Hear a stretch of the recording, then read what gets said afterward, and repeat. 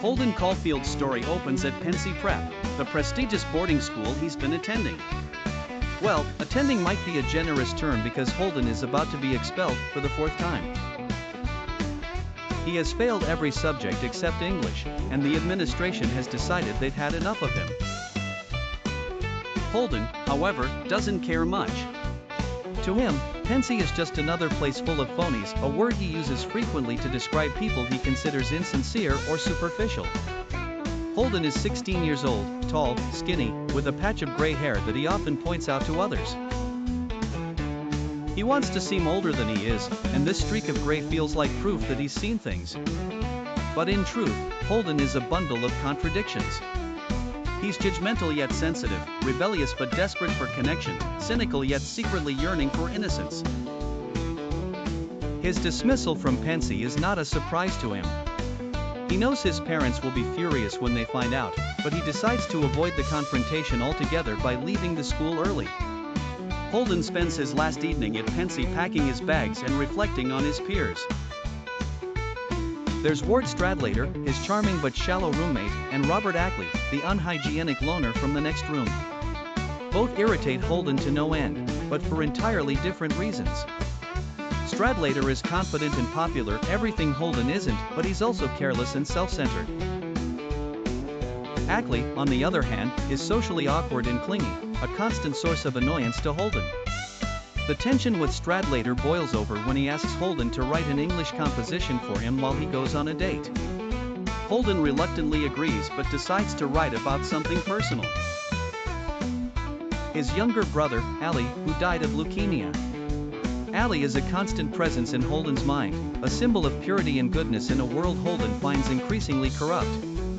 He describes Ali's bright red hair, his unmatched intelligence, and his left-handed baseball glove covered in poems.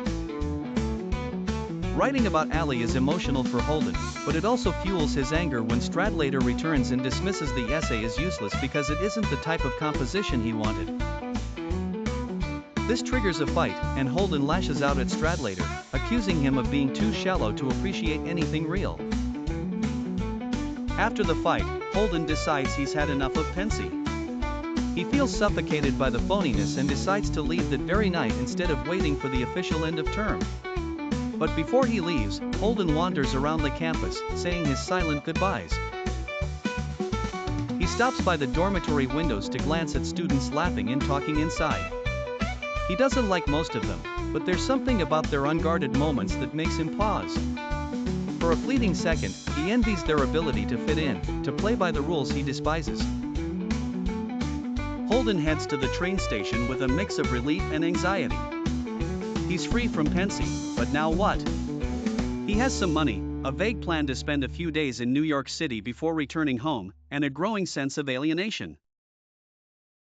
On the train to New York, he meets the mother of one of his classmates. She seems kind and genuine, and for a brief moment, Holden is tempted to connect with her honestly. But instead, he spins a web of lies about her son, telling her how popular and well-liked he is at Pencey.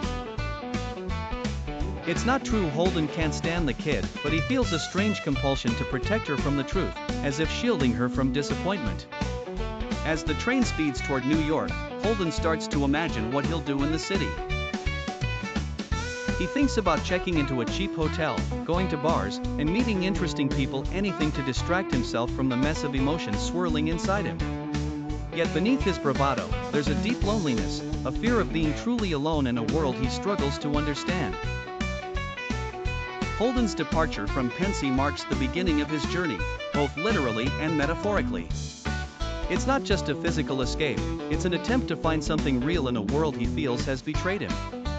Pencey is the first of many places he will leave behind in his search for authenticity.